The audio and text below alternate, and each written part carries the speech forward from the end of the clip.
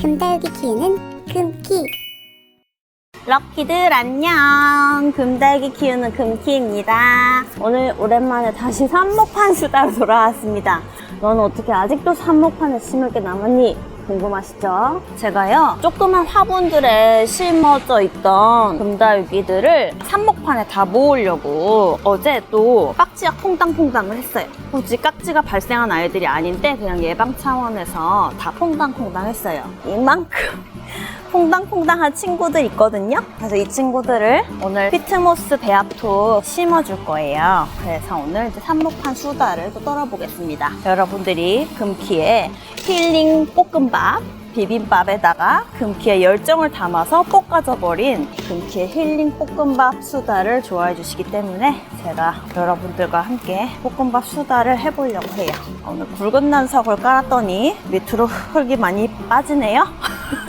역시나 오늘도 어설픈 금키의 하루입니다. 저 이제 해외 출국할 날이 며칠 안 남았어요. 그래서 캠핑장 나올 수 있는 날이 며칠 없어요. 그래가지고 영상을 오늘 내일 뭐 이렇게 좀 많이 찍어놓고 최대한 편집해 놓을 수 있을 만큼 해놓고 떠나야 되거든요. 에휴, 어디 갈 때면 남겨놓고 가는 식구들이 늘 걱정이죠. 멍멍이들이랑 달귀들이랑. 그나마 다육이들은 여기 믿을만한 우리 골든벨 사장님도 계시고 캠핑장이 워낙 원래 제가 데리고 사는 애들이 아니니까 제 베란다에 두고 가면 진짜 엄청 걱정했을 텐데 캠핑장이니까 좀 걱정이 덜한데 멍멍이들은 사실은 막 데리고 갈까도 되게 고민했어요. 근데 애들이 좀 나이가 아직 젊고 그러면 데리고 갔었을 수도 있는데 이번에 가는 곳이 저희 되게 친한 분이 운영하는 리조트여가지고 학생들도 저희랑 되게 관계가 깊은 학생이라고 하기에는 조금 더 개인적인 친분이 깊은 분들이라서 애들을 데리고 갈까도 고민을 했는데 좀 멍멍이들이 나이가 많아가지고 비행기 타고 이런 게 좀 애들한테 힘들 것 같아서 안 데려가는 게 좋을 것 같다고 결론을 냈거든요. 멍멍이들을 업체에 맡기게 됐는데 아무래도 사료를 자기들이 알아서 잘 먹지를 못해요. 이빨이 하나도 없어요. 그래서 다 믹서기에 갈아드려야 되고 챙겨 먹어야 되는 약도 있고 눈에 넣어야 되는 약도 있고 그래요. 그래서 마음이 많이 쓰여요. 근데 옛날에는 레오가 진짜 사람을 가렸어요. 그래서 제가 아닌 다른 사람을 엄청 무서워하고 막 바들바들 떨고 막 그랬는데 이제는 막 다른 사람한테 사랑도 받고 싶어하고 좀 막 질투도 하고 그러더라고요. 동생이 로지를 누가 쓰다듬고 이러면은 막 분노해요. 나를 더 이뻐하란 말이다! 막 하면서 로지를 응징하고 그러더라고요. 그래서 얘가 막 사람한테 낯을 가리고 그러진 않는 것 같아서 그런 점은 좀 다행인 것 같아요. 금달기 키우는 금키. 그래서 오늘은 어떤 수다를 들려드릴까 제가 좀 고민을 하다가 해외에서 살았던 경험이 있거든요.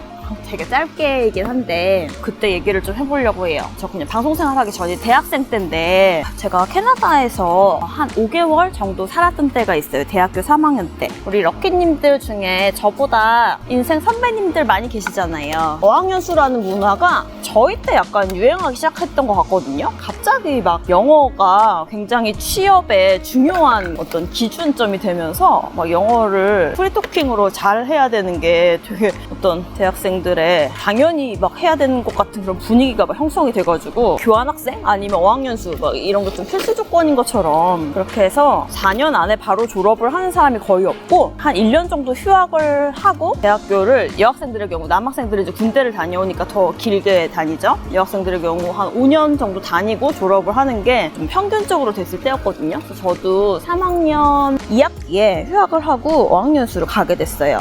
미국은 너무 이제 물가가 비싸고 그 다음에 어딜 가나 한인이 되게 많잖아요. 미역이래.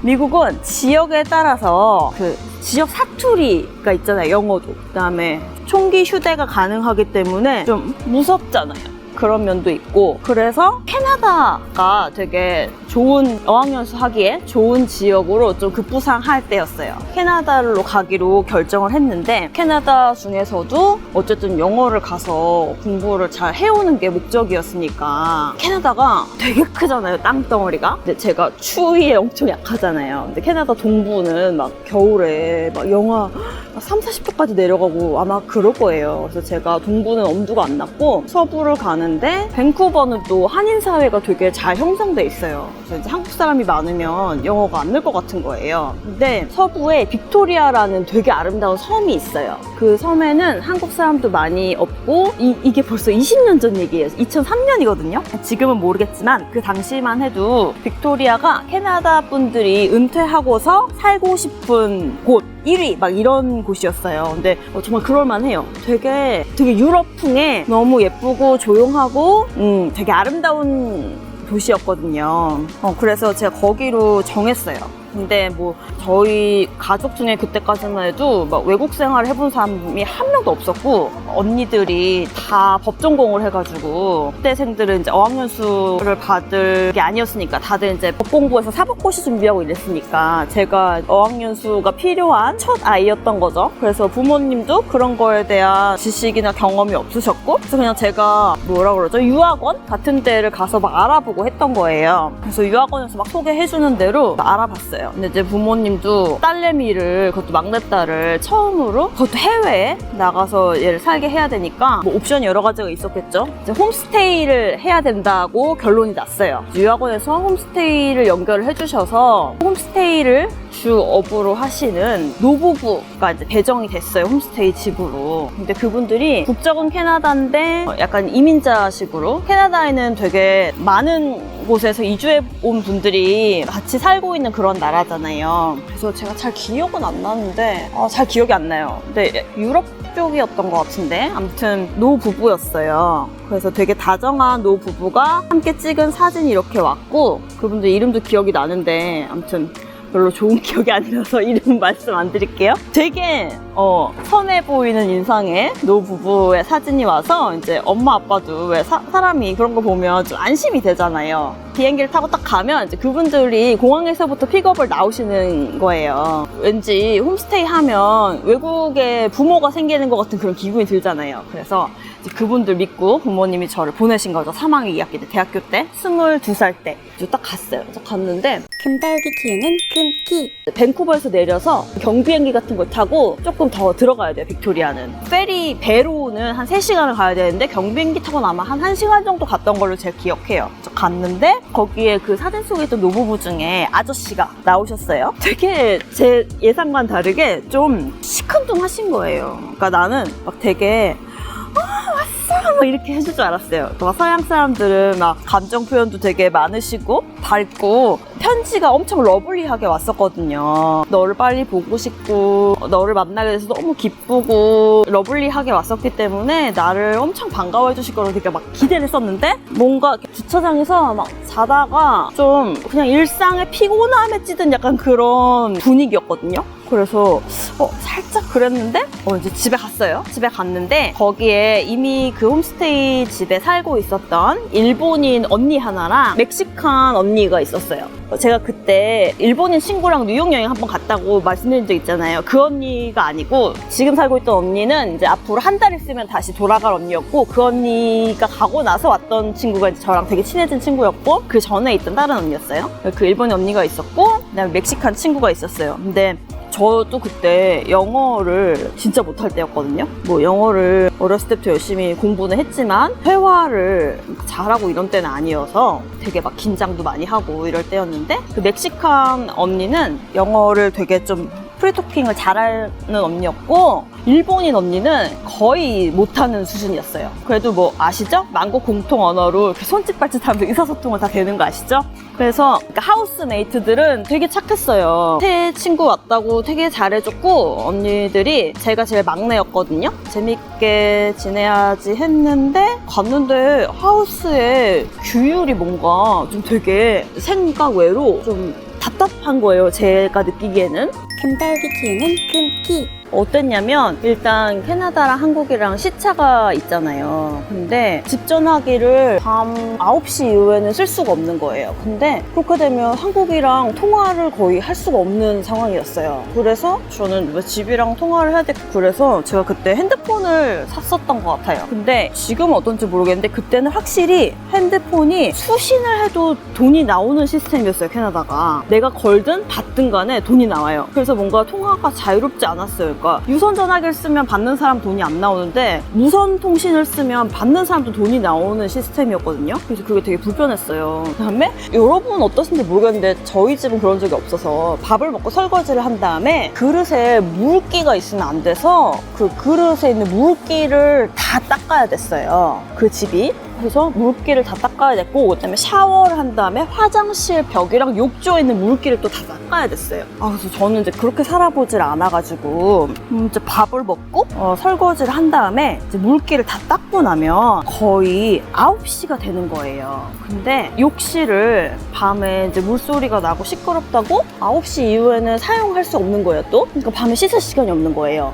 그래가지고 제가 너무 그런 게 눈치 보이고 이런 게 싫어서 그 근처에 YWCA라는 이제 운동하는 데 같은 데가 있었어요. 그래서 거기를 끊어서 거기서 샤워를 했거든요. 그리고 제가 가고서 일주일 있다가 그 홈스테이 노부부의 동생 가족이 그 집에 놀러 왔어요. 근데 동생 부부의 아들 둘 이렇게 있고, 그 다음에 그 네 명이 더 온 거죠. 그리고 그 노부부 둘에 우리 셋 이렇게 하니까 총 9명이 있는데 이 사람들이 밥을 먹고서 그 사람들과 설거지를 다 하고 그릇을 다 닦고 나니까 진짜 막 노동을 하는 것 같고 너무 힘이 들고, 그래서 내가 이제 여기서 밥을 먹기가 싫어진 거예요. 그래서 저녁을 맨날 안 먹게 됐어요. 밖에서 제가 따로 사 먹고 안 먹기로 했어요. 그리고 밥도 그냥 알죠, 한국 사람들이 밥이 되게 중요하잖아요. 근데 이제 밥이 이제 제가 느끼기에는 내가 내는 홈스테이 비용에 비해서 부실했어요. 근데 이제 그분들은 막 진수성찬을 먹는데 나한테만 안 좋은 밥을 주는 건 아니었고, 그냥 원래 거기